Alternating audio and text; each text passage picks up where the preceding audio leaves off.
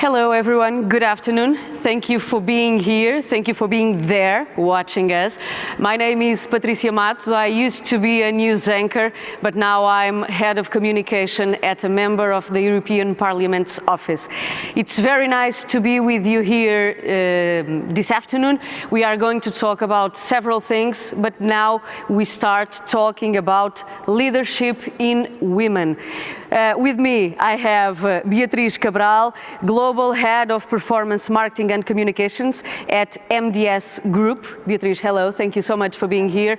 And online, there is Nina Almeida Braga, Instituto-e. Nina, hello, good afternoon.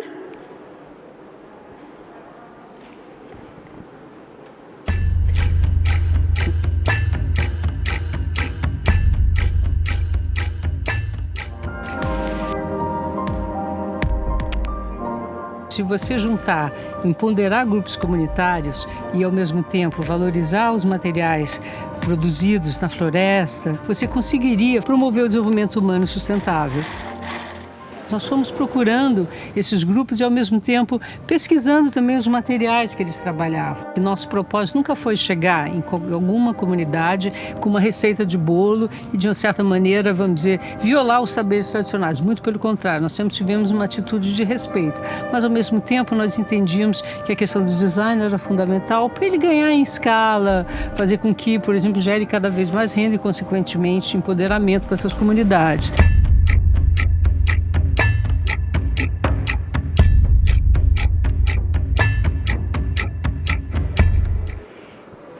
So now you know we have a video about Instituto-e to show. Nina, hello, good afternoon. Can you hear me? Yes, I can. Can you hear me? I cannot see you, but I can hear you, so for me that's okay. Now I can see you. Hello, Nina, thank you so much for being there, for being here with us. I want to ask you more about this E-Institute. Tell us more about your projects, all of this that we have seen in this video, not a cake recipe, just like you told us, but how can you manage it? Well, thank you. First of all, thank you for the opportunity of showing our work and talking to you, and it's a great opportunity. Well, Instituto-e, talking in Portuguese, Instituto-e is a non-profit organization, its mission is to promote human sustainable development. As you can see in the video, our goal is to match static and elastic in order to generate income for the people, and especially the women, because we work with a lot of community groups all over Brazil, in the Amazon, the Northeast, in the south of Brazil, but we also work in the abroad, especially in the Haiti, with the UN organization called Ethical Fashion Initiative, and we are about to go also to the São Tomé and Príncipe. We didn't go due to the COVID. In the close future. And as I said, women has a strong role in this group because many of them are led by women. So it's very important to talk about the women can do. We are world pioneering looking for sustainability in the fashion industry because Instituto-e was founded by Almeida, who is an ambassador for the sustainable, and also he's the creative director of a well-known Brazilian brand called Osklin. She used to have some stores, actually in Rocio, some years ago, and still has some stores in Miami, in America, in Japan. So it's we work very close to Osklin to show how fashion can be eco-friendly. Of course, has to change mindset of many people, but can be, as I said, friendly to the environment if we take very many precautions. And what we work with women is to empower them, respect their skills, and we work with many group of artisans. That's the way we do. we use design in order to improve their incomes, so to improve their conditions of life and so on. It's the way we work. And how does it work? At the beginning, I think I can imagine it was difficult because there are some cultural differences and people don't understand the way we do. So how was it? Well, when you get close to these groups, I'm an anthropologist, so whenever we go to the groups, first of all, we try to understand their values, the ancestral knowledge. This is very important. We never impose our knowledge. We try to work with them. We do sort of workshops, and then we design. We try to see what is better for them and for the market, because our goal is how to adapt our knowledge to their knowledge. It's an exchange. It's equal to equal. No one's. It's not hierarchical. It's just in the same level. We see them not as suppliers but as partners. This is very important. Not to have a hierarchy. Different of level. This is very important. Not to have. We are very concerned about cultural appropriation. This is not what we do. Never, never, never. This is capital for us. And we respect, the way people work. This is very important. The difficulties that women have to see if they have a way to educate the children, if they have the way to match their work with the school for the children. This is capital, crucial for us. Golden goal. Nina, thank you so much. Beatriz, we are going to talk about something completely different. It's the 30% Club. What is the 30% Club? Hello, Patrícia. Hello, everyone. It's also connected because we're talking about women in leadership. Yes. The 30% Club is a campaign, a global campaign, led by board members, chairs, and CEOs to take action in raising the participation of women in boards. So we have three main goals to achieve, and they can be summarized into three big verbs. So we want to inspire, we want to align, and we want to enable. So inspire the decision makers of companies or the middle management in terms of realizing the big changing results of the companies when women have bigger participation.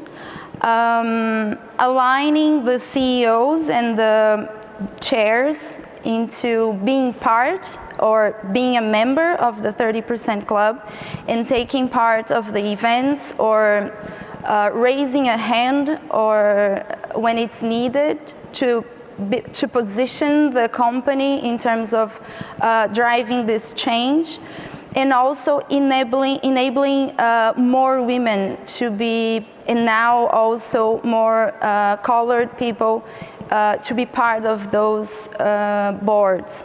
Beatriz, where is this 30% group in each countries? Yes, the 30% Club started in the UK 10 years ago. And now we are in more than 15 not countries, we call them chapters because it's also including regions.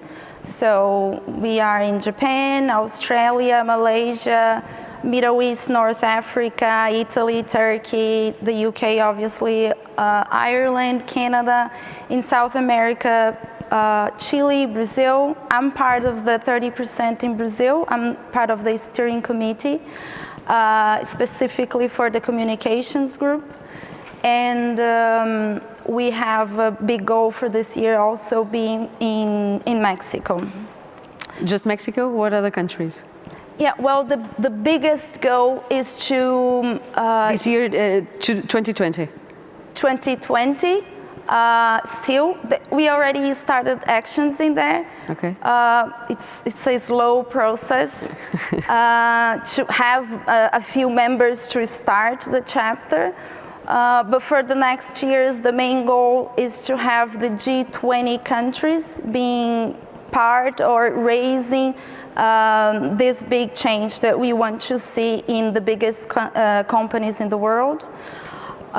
In this year, in September, we already saw a great result because the UK finally has in their boards more than 30% women.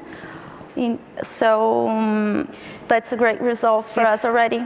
And how can it foster women leadership? Yeah, there are many actions that we take, but we mainly just want to see the boards with more women participating in it and being able to make decisions. So we also have an action in the enabling pillar. We have reverse mentoring, we call, which is the mentors that has already reached the top.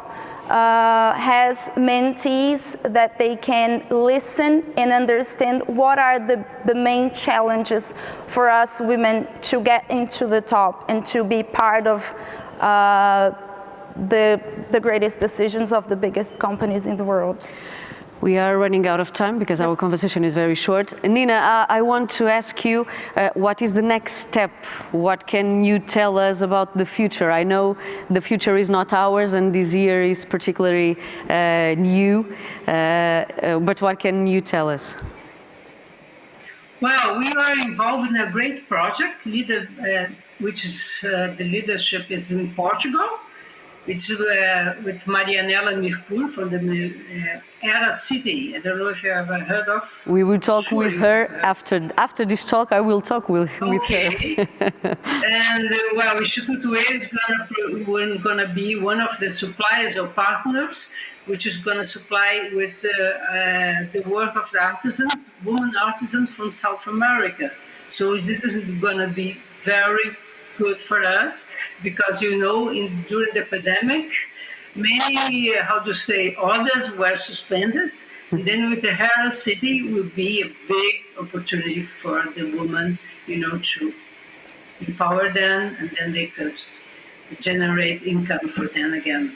You know, this is very important. So Hera is very welcome at this moment. Thank you very much. Thank you, Nina. Thank you very much for being with us. Beatriz, I ask you the same thing. What is the next step? The next step, besides going to the G20 countries, the next steps is to raise more voice to women and also going further into different unrepresented groups, so ethnicity, and I think when we go local, we see different types of underrepresented. I work in Portugal and in Brazil, and we have different needs for representing more different groups, and representing women is just a starting point. Women are inspiring. Yes. Well, we hope so. We try our best. I think people are inspiring in general. I know you have a video. I don't know how long it is, but I just want to ask you. I know I didn't tell you this, but do you have a good example of women leadership? Yes, I think Anne Cairns, which is the leader of the 30% group, is a great leader for us. And she's actually in the video, so if you can show, we have one last minute and the video is just 1 minute long, so I would love to, if I can. Yes, of course we can. Thank you.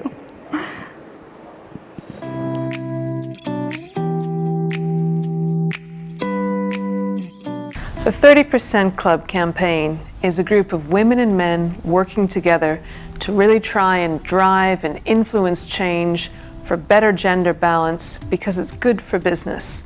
We have chapters in 10 countries around the world, and we're looking to influence change with the companies themselves, with government in terms of public policy, and also with asset owners and asset managers who are getting very, very much more engaged around the importance of gender diversity in the companies in which they're invested in.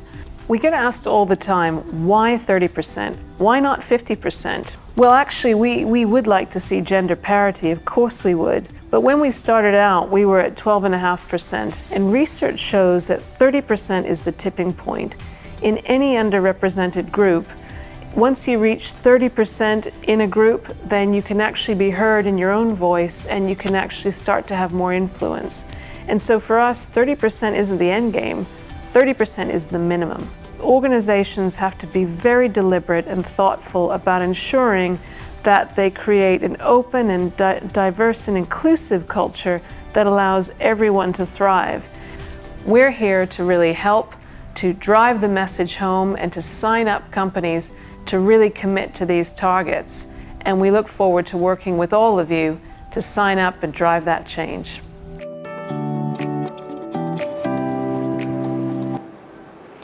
I think we all agree 30% is the minimum. Yes. Beatriz, thank you so much for being here with me. Beatriz Cabral, and also Nina Almeida Braga was with us from Brazil talking about leadership in women. I will be back in a few minutes. Thank you so much.